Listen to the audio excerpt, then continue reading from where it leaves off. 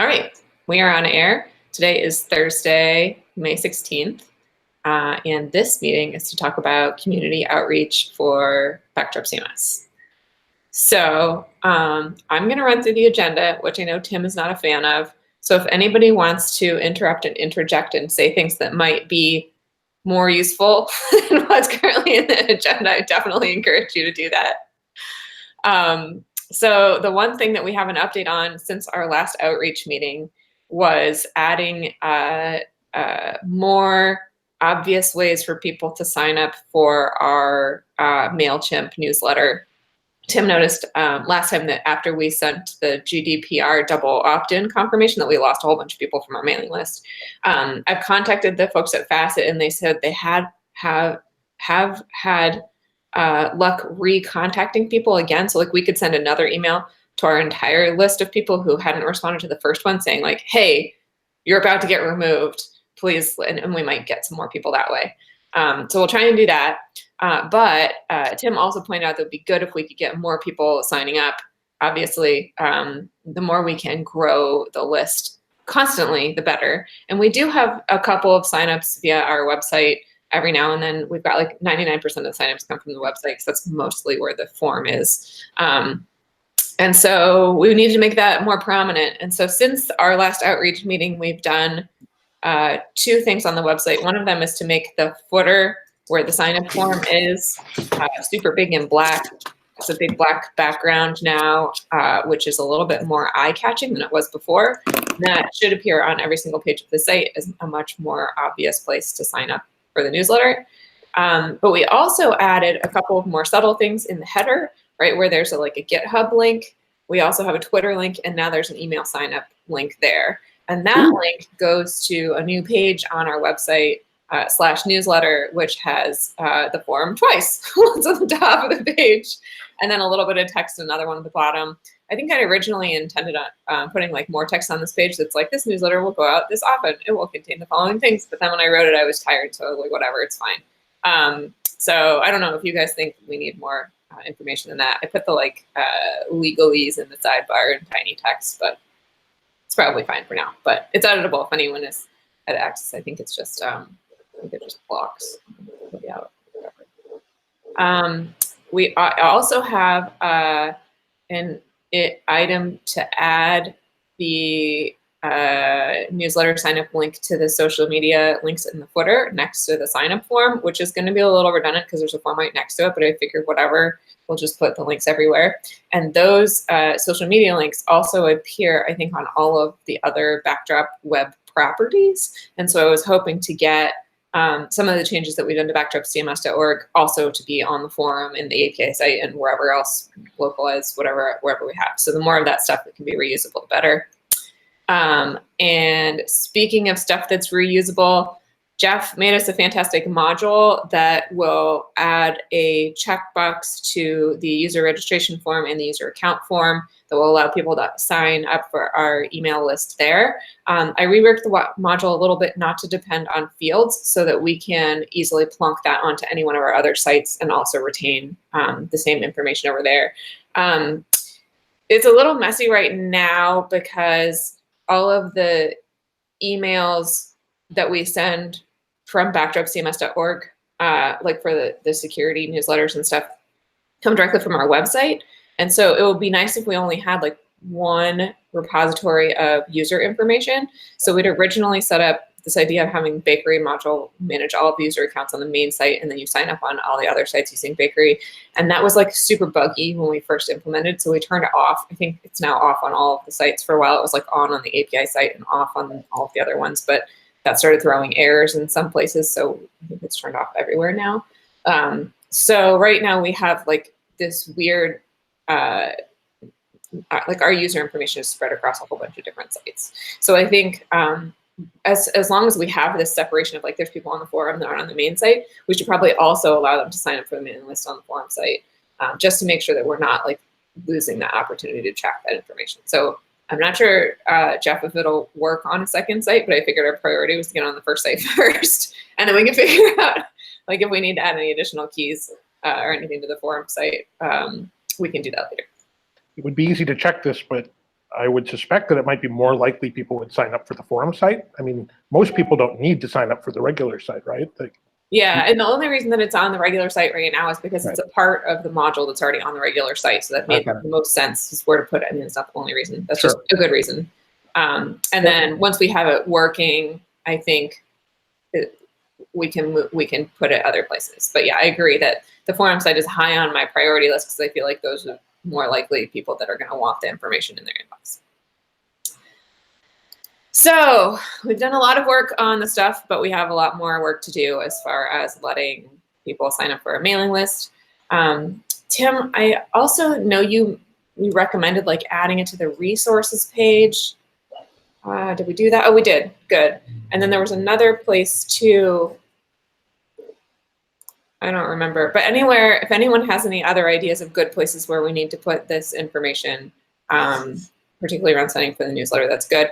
I also recently started using Facebook for advertising stuff, which I know like I have very mixed feelings about because I don't like Facebook, but then watching the amount of engagement we've gotten from like putting posts on Facebook about like upcoming events, like people like things and then they share them and then they follow the page and I'm just like, oh my God, there's all these people here. So I also put a newsletter sign up form there, hoping that anyone who finds Backdrop over there will also want to sign up for our newsletter. So we'll see how it goes. We aren't giving them any money or anything, don't worry. But I do think trying to engage with people there might be good. Yeah, Facebook is a necessary evil. Yes, I'm coming around. I love Facebook. There you go. Ooh. It's a lovable evil. The devil's advocate. That's me. Just everybody's there. It's just so easy. Okay. So that's it for mailing list sign up. We have a ton of really great ideas for content on the blog and no content on the blog. So I feel like right now is sort of crunch time for everyone, especially with the Backdrop release coming out yesterday. Like we were all much more focused on that than we were on writing words, which is fair.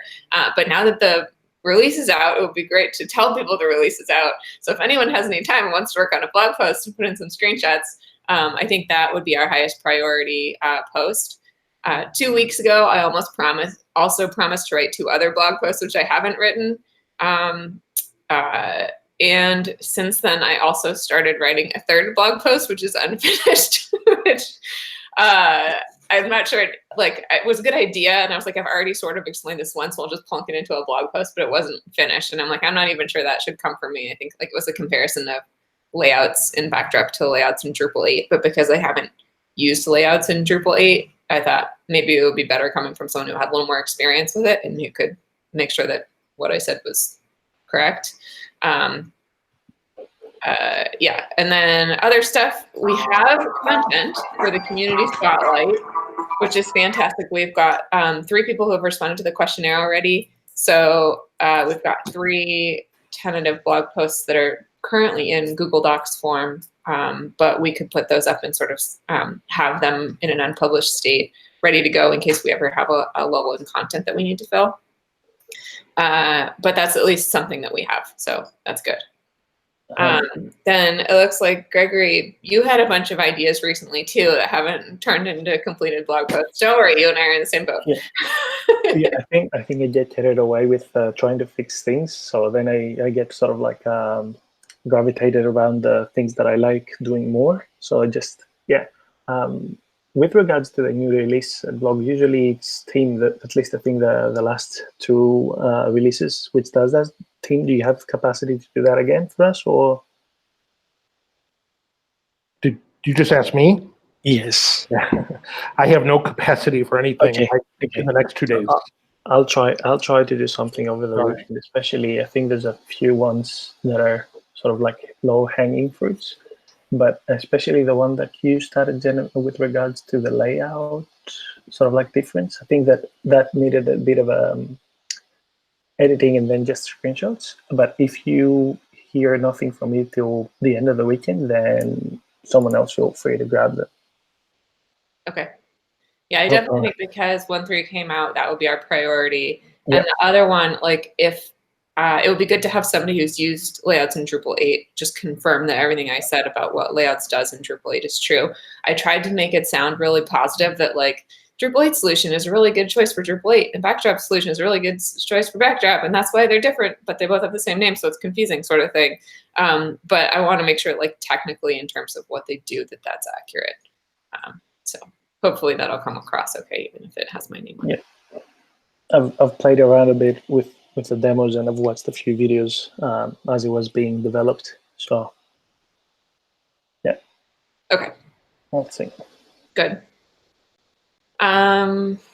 So yeah, a whole bunch of stuff in the unpublished state, which I guess is better than not having anything at all. But I also think like that also means now that we're done with 1.13 that we have a bunch of kind of finishing stuff up to do. But that's good. I think it's better than not having anything. So did I just say that? Anyway, I'm a little tired. Okay. Other stuff going on. Backdrop Planet. So we had a bunch of people who were interested in signing up for a Backdrop Planet, but we didn't have anyone who sort of committed to writing content for the planet.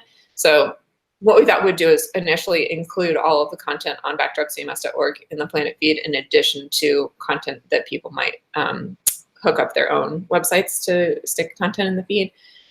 So I think next steps on that, I think even aggregator module might even be in our code base, would be to turn it on, make sure the feed's working, and then provide some way for people to sign up for it. So we have a couple options here. We could use a GitHub queue, which would be really easy for us to manage, but really hard for people to use.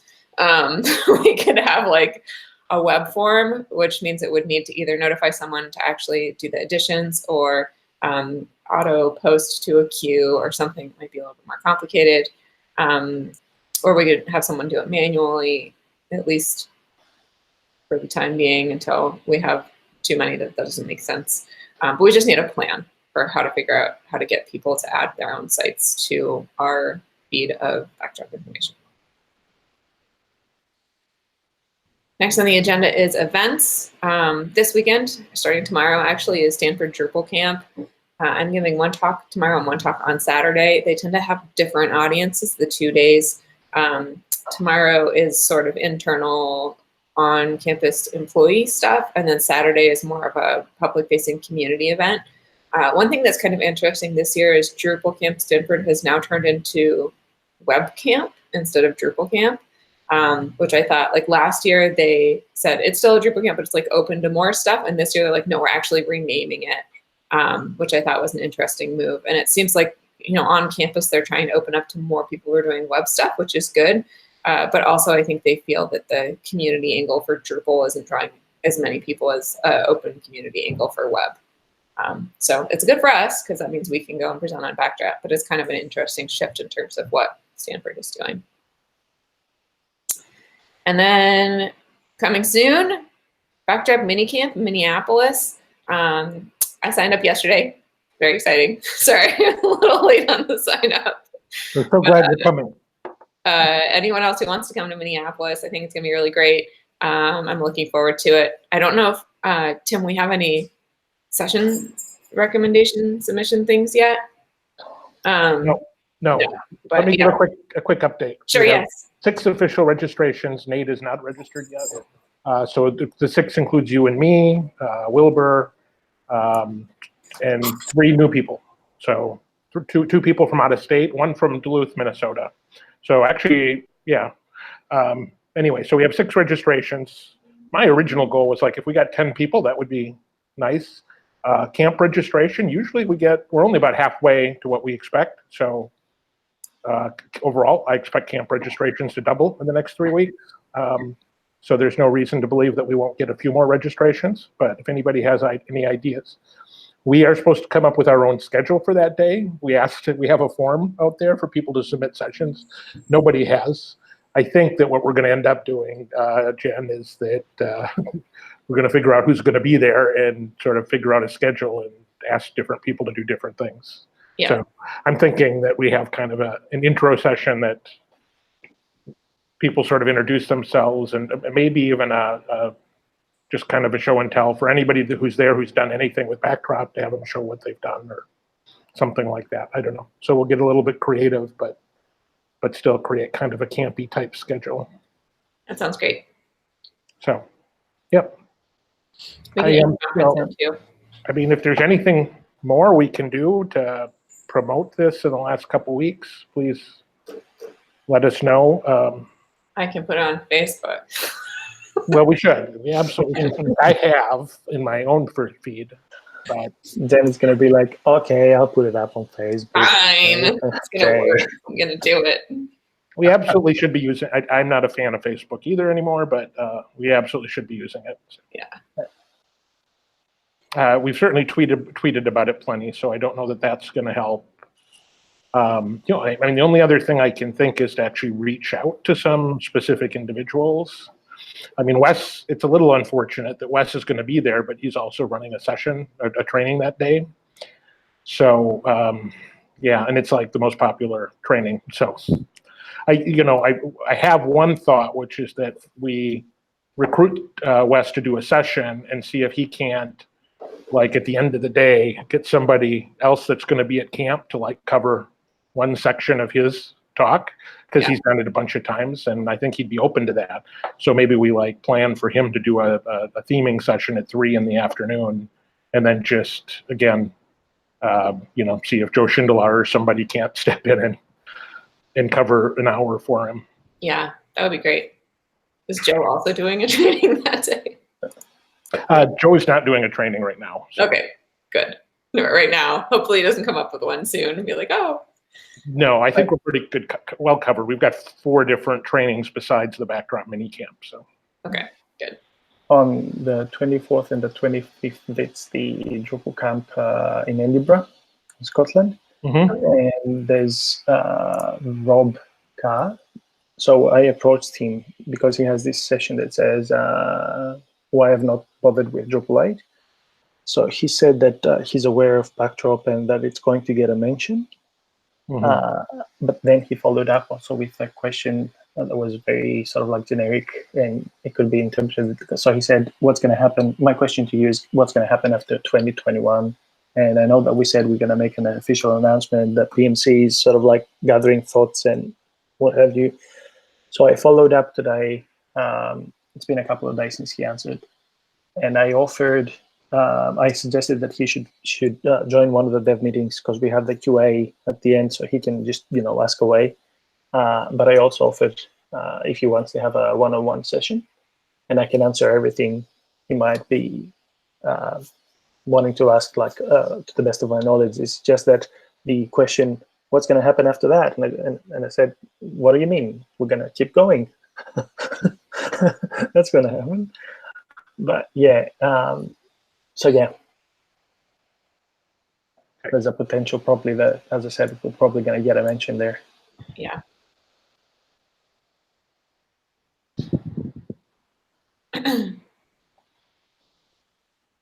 Okay. Yeah, looks like we still don't have any votes on the PMC issue. I think I haven't read the recent discussions, but I think we should figure out how to get moving on that. Like what needs to be done to actually get people to agree and vote. Interesting. Okay. Lost the agenda again. Here we go. Newsletter. I think we talked about that enough. Videos. I don't know if we need to go over the list of things we want videos for again. Anything on a video is good, generally speaking. Quick, that reminded me, another thing about minicamp is that, as you recall, Jan, Kevin, one of the advantages of minicamp was going to be that we could get a bunch of sessions recorded. Kevin, who does the recordings, is not scheduled to get into Minneapolis until Thursday afternoon. I think he had said something about a $200 change fee to come in early, or he could possibly send the equipment along ahead and we could record them ourselves. So if we want to get our entire day recorded, we need to think about that. Either getting him there a little earlier or, plus he could be one more attendee at camp, couldn't he? Yeah. So I was thinking if he's not recording anything else that day, he might want to come and just participate. So, Okay, Right. I'll reach out to him. I have to talk to him anyway this week. Okay, yeah, he won't be recording anything, but he also won't be there until the afternoon. Yeah. Yeah. Let's see, but yeah, that would be a great source of videos. And we have a category on our website for like presentations that were given on Backdrop. We have a bunch of recordings from like Drupal camps and stuff we should maybe add to the YouTube channel. I don't know how that works if they're on where they're hosted, but we'll figure it out. And then let's see, tweets. There's been some really interesting conversations going on Twitter lately with people who are concerned about the viability of Drupal 8, which is interesting because people are also concerned about the viability of Backdrop right now. So it seems like there's a whole bunch of concern in the Drupal 7 world about what they're going to do at the Drupal 7 end of life. So they're like, I'm not sure Drupal 8 is going to be right for my project. But then they're like, I'm not sure Backdrop is, I don't know, either I don't know anything about Backdrop if it's going to be right for my project or not, or I'm concerned that it's, what is it going to happen after Drupal 7 end of life with Backdrop, whether it's related to will Backdrop have its own security team process, or will Backdrop have another release right immediately after I move to Backdrop? Do I have to upgrade to the next version, or are there going to be enough people in Backdrop to carry the project forward? There's a whole bunch of concerns around that I think we talked about, like getting some clear statements out would be good, but also I think more information on the similarities between Drupal and Backdrop, because I still feel like people have a misconception that it's vastly different. And the whole point was that it's not that different. And so I think, I don't know how to communicate that more clearly, because the people who are coming to me are like, oh, I did a bunch of research, but I couldn't find it. And I was like, oh, but that obviously means if you're doing research, you can't find it. We must not have said it, or not said it clearly enough, or not said it in enough places. So if anyone has any ideas of like where else we might put stuff that would make it clear, or if we need to add a specific section to our website about like, I know we've been adding pages, but maybe that's not enough. Like maybe we need more detail. Maybe we need a more high level overview of it. I don't know, but it does seem like it's, even though people are looking for it, they can't find the information that they want to have. Which information was that, Jen? Which information? What did you say, Gregory? Which information did you say that was? That they just like people don't understand how similar Drupal 7 and Backdrop are. Here's an anecdote.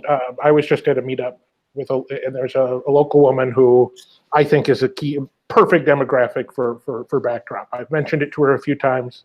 She on occasion will, complain might be too strong, but sound a little bit exasperated at like dealing with Composer and how difficult Drupal 8 is. And, I've tried to be subtle about this in the past. I said, you should really take a look at Backdrop. And she gave me this big sigh and said, I just don't want to learn something new. And I'm like, no, you don't get it. That's the point. You don't have to learn something new. You're great at Drupal 7. And and she's actually been like at a demo I've done of Backdrop before. And it's like, why is that perception still there? That this is like something new. Yeah. So I have a reaction to this. I had a quote of my own that I used to put on my resume until I was told not to do that anymore. That a complaint, just like a marketing kind of idea, is that a complaint is a customer's way of telling you that they care about your product. So when I hear that people are like complaining about things, that's gold. I totally want to like dive into like, okay, what is it that you're complaining about? Because this is glorious customer feedback where the marketing should be directed, what the product direction should be, what the perceptions are, what's actually getting out there, and a golden opportunity to fix it. And it often comes, very just like this, like very reluctantly. People are like, well, I didn't do it because I didn't, blah, blah, and they'll just kind of like mumble, like the incredibly important key thing that you need to know about, how they can be reached. Like, this is the thing I care about. This is how to reach me. So how do I find these Twitter threads? Like, where can we kind of consolidate it? Can we try to find a message in there, common themes? Where's that? I mean, I feel like this needs to be an issue like in the backdropcms.org queue. That's like, these are the complaints we're hearing, because these are also not people who are going to like tell us. Like, we have to, like you said, we have to like pull it out of them and be like, wow, like what's your hesitation? And then eventually they'll be like, oh, well, I just think, you know, I'm running Drupal 7 now, and so backdrop probably isn't going to be powerful enough for me. And I'm like, yeah. Well, yeah. Okay, how do I express, like, I don't know if we need like more videos that are like, it's Drupal 7 with a new name or something that's like, I don't know, just having a different name, I think, is the thing that makes people think it's something new. I'm going to have to learn something different. It's not like I'm going to have to migrate. I don't know how to. I always have this phrase that I use. I call it Drupal 7 on steroids. So, well, look, I'll start a. Let me open up an issue on Backdrop CMS thing for complaints, for even like negative publicity, just as something to kind of, you know, learn what people's misgivings are.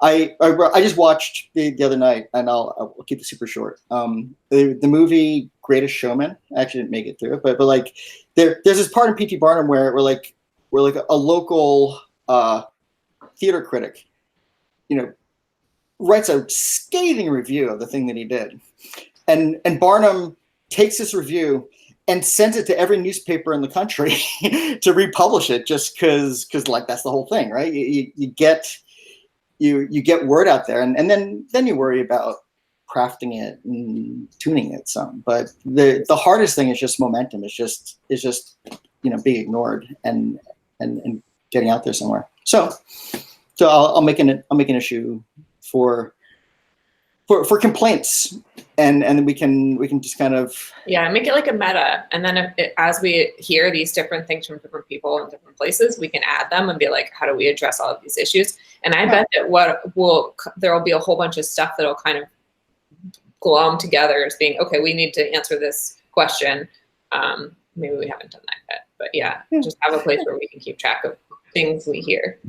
Yeah. So John, I mean, it happens and things like this all the time, because we're so focused on the things that we're developing, and I mean, this happens everywhere, that you forget about the stuff that's easy to do.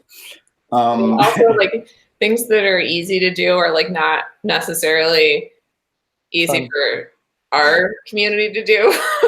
Like, right. We're really good at fixing bugs. We are not very good at writing blog posts. Like, that doesn't mean it's not easy. Right. Yeah.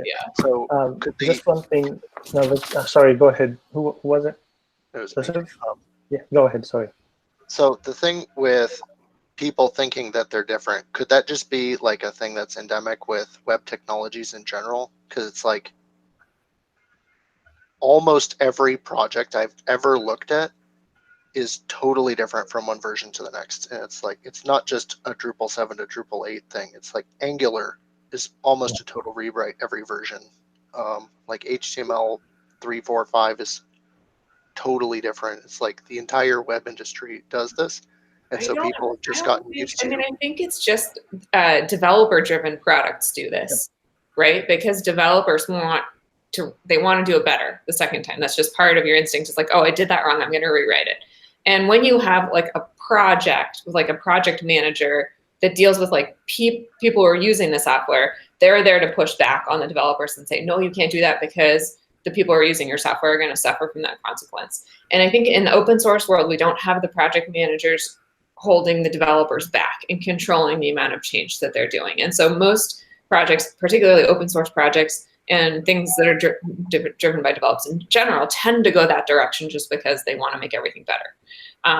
But I think, like, I mean, I don't know, like in Backdrop, we're trying to be better about this. Like, we're saying like our number one tenet is that backwards compatibility is important. We're trying to go through and like add backwards compatibility stuff for the changes that went into early Drupal 8 that we didn't have. We're trying to like add backwards compatibility for core, but we're for contrib modules that get into core, but we haven't done it all, right? Because we're still really excited about the change first, and then we're like, oh, we forgot, we have to like add in the compatibility layer.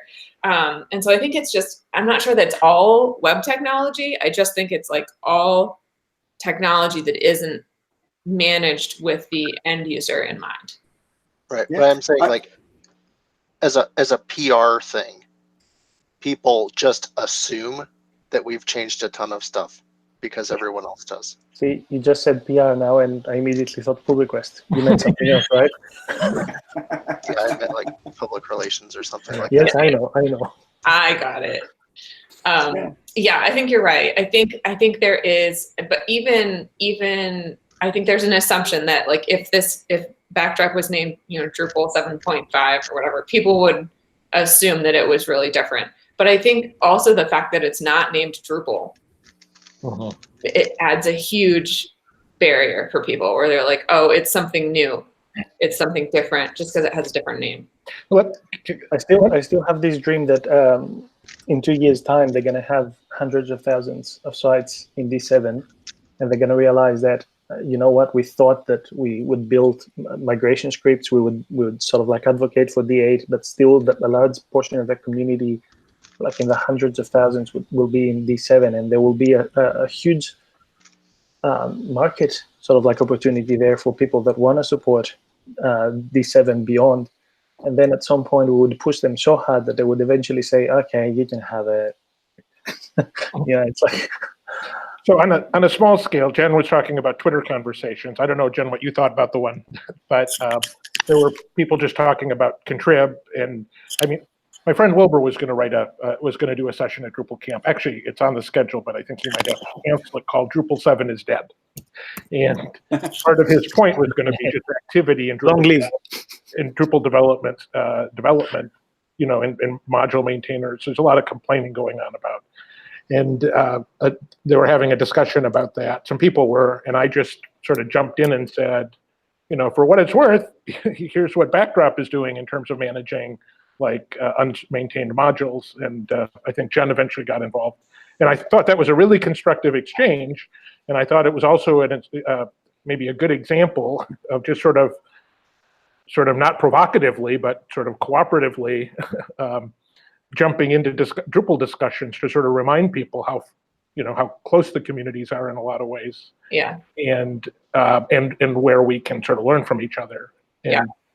So that was a really fascinating conversation, I thought, because it started off as like 2 or 3 people just complaining about like Drupal 7 stuff not getting attention, Drupal 8 modules not getting maintainers, even though people are offering, and like just the stuff being really, they were grumpy. And Angie came in and was like, hey, like, how do we solve this problem? And so somebody, I think it was one of Mike's friends, was like, oh, I would love it if you could have like a group of people who are authorized to make changes on behalf of contributors. And then Tim jumped in and said, yes, we do that in Backdrop, actually. We have this bug squad.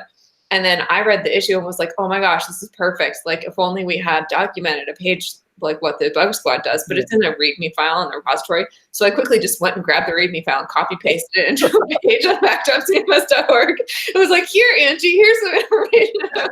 I did not know you did that. I thought I actually saw the page. That we had this page and I didn't know about it. No, I just made it specifically because I read the conversation and was like, we need a page for that. Because that is the kind of thing that like you as being an insider in the Backdrop community know about, but for somebody who wasn't part of the Backdrop community wouldn't find that for a while. And I think that is kind of a selling point, the fact that we're like trying to help each other by, having this process of being like, we know the number of people we have right now is small. And so how can we make it so that everybody who's using this stuff is protected and has the updates they need and can get the help they want? And this is the way that we did that. And Drupal is facing this problem for the first time where they've never had the number of people maintaining contrib being too small before. And so now they're like, what do you mean? How do we, where it's interesting that we got a chance to solve a problem before Drupal did and recommended a solution, which I loved. So that was one of the Twitter conversations I thought was fantastic. Another one was something that I've been watching that was about somebody saying that they didn't think that Drupal 8 was going to be a viable platform until Drupal.org moved on to Drupal 8. And then somebody else came back and said, oh, well, Drupal.org is complicated. And then I thought that was really interesting because You can build it in a backdrop. right? Because then I was like, are you saying that Drupal 8 is not a good fit for ambitious digital experiences? Is that what I'm saying? Is that? But I didn't want to say anything, so I didn't jump into that conversation. But there were a bunch of people who were advocating for Backdrop in that thread, where it was like, yeah, I could see like building new projects on Drupal 8 if they're ambitious is good, but like long term trying to get an ambitious Drupal 7 project onto Drupal 8 is not easy. And I think that's also something that we should keep in mind for backdropcms.org too, is that like our main website that's running Backdrop is not going to be a match to the like 80% of sites that are running it.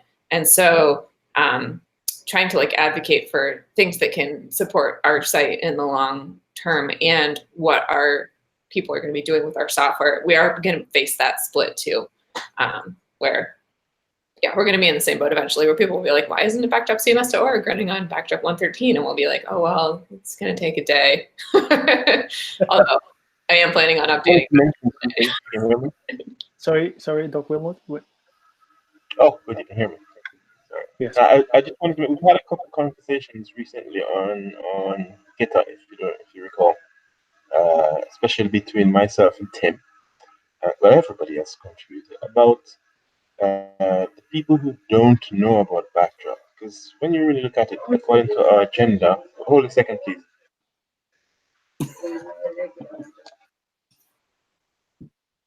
Well, Could you All turn right, down your sorry about radio, that. please? I'm in London. That's telling me about supper. Never mind. Right, what was I saying? Yes, we've had a few conversations about marketing Backdrop to the people who don't know. If you really look at our agenda today, for example, a lot of what we're saying has to do with what we do on our website and what we do on Twitter, which doesn't really help for the thousands of people that Clonus is mentioning about, who don't go to our website or don't know about our Twitter. So I've been really concerned the last few weeks.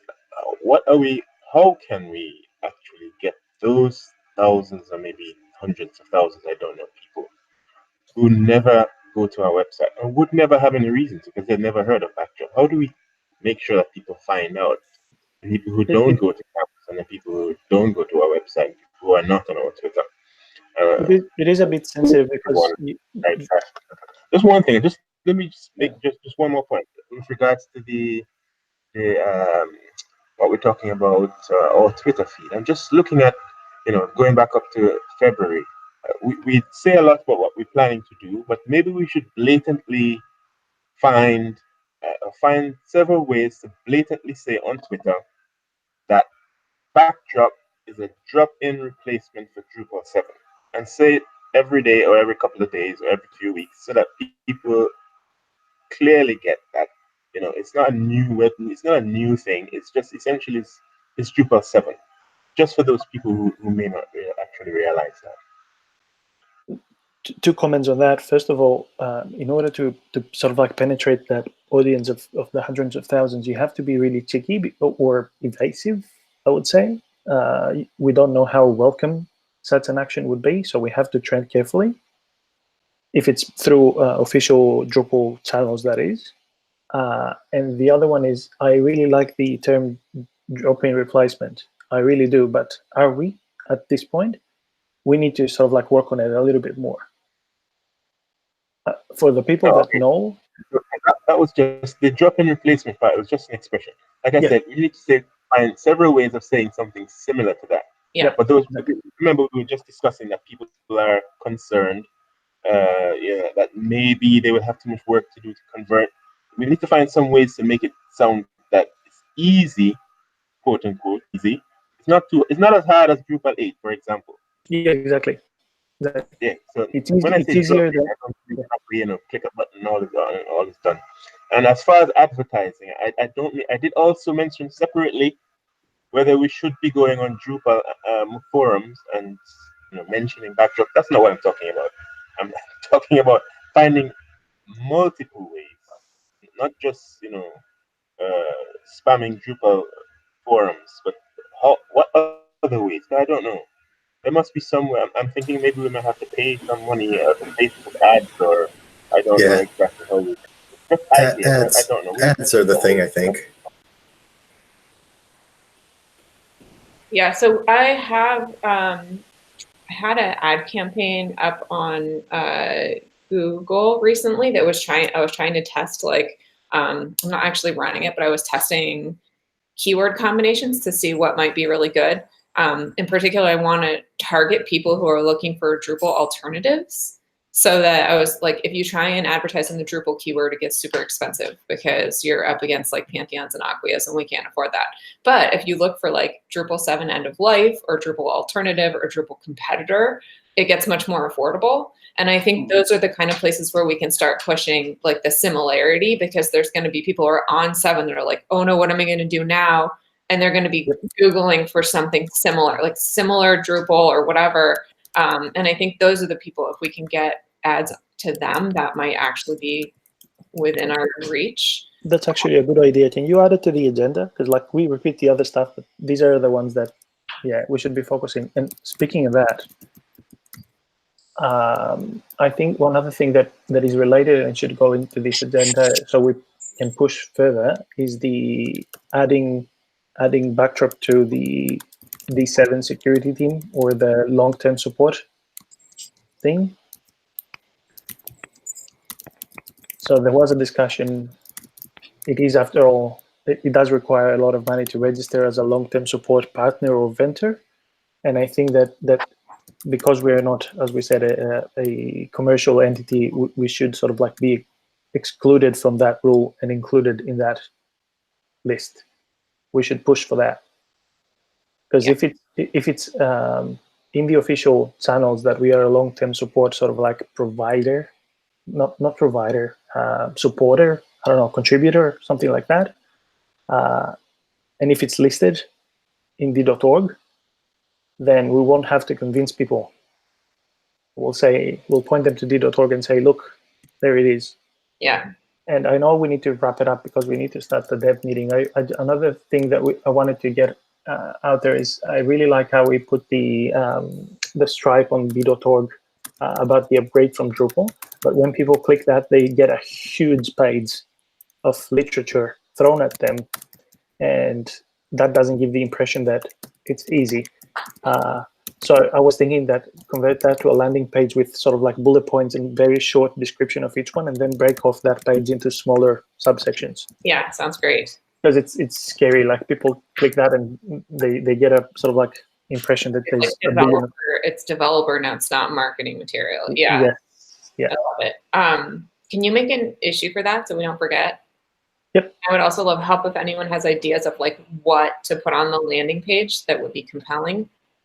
Yeah, and for example, in the homepage also we have a section that says why use Backdrop CMS, and we have this sort of like different potentially marketing material, I would say. So we haven't done anything with that for years, and it's good as it is. But see, the first one, upgrade from Drupal 7, now has a home, like a link.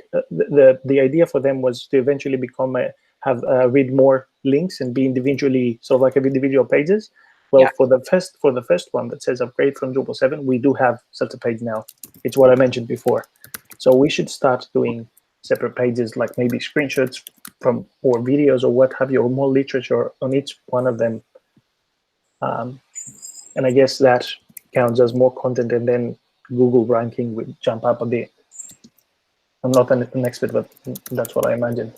For example, security. If they're high quality, then it'll give more ranking. But if they're low quality, it'll decrease the value of every page on the site. Yeah, and mind you, the same as the if I do the blog post about the new release, it's the same. It has the same problem, or it will have the same problem as this one, because I'm just as just a facts person. I would need someone with more exciting sort of like language, like team. Like the last blog post the team has created, where this is what I'm excited about, and I'm always like, this is what Backdrop can do. I'm like a robot. It's like I need someone with a better sort of like social skills, I guess, and social writing skills to have a look.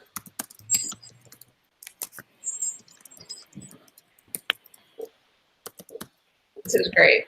I think all of these ideas are fantastic. I feel like this has been the most productive outreach meeting we've had in a really long time. Like, 2 weeks ago was really good too when we got the newsletter thing underway, but this is even better. More brains are better always. Yeah. So. So I also feel like the whole influencer thing too. I think Luke, you and you both brought up that we need to find more influencers to start talking about Backdrop again. We did a bunch of that like in the very beginning, and we haven't talked with any of the people in the Drupal world about Backdrop recently. It might be good to do like a revisit on all of that, particularly now that like Drupal 7 end of life is coming up, and it's going to be more in people's mind if they have to figure out what to do next. That would be good. But I don't know who the Drupal influencers are anymore. Like, as someone who is already very in tune with the Drupal world, I don't know where people who aren't are getting their information. So I'm thinking outside of Drupal too. Like, there's every once in a while I'll see these blog posts about which is better, Drupal or WordPress, and I've started to try and like very subtly say, oh, I think there's a few more options than that. yeah. But the people that are writing about that, right, they're not necessarily writing to a Drupal audience. They may be writing to somebody looking for a CMS with this preposition. I do the same as well, but I have the same feeling. Yeah, that these guys, like, they find Drupal and WordPress be highly ranked keywords, so they just use them in their blog posts. I nevertheless, I do intervene and say, yeah, you know what, there's another option. We need to wrap this meeting up, but guys, don't stop having ideas. If you can take everything we just talked about and put it into the issue queue for backdropcms.org, at least in terms of like, I think there's already an issue there for advertising, one for landing pages, one for like fixing the upgrade thing, linking on the homepage, like all of that stuff. I think we just need to kind of refocus our effort on, but also ideas outside of backdropcms.org.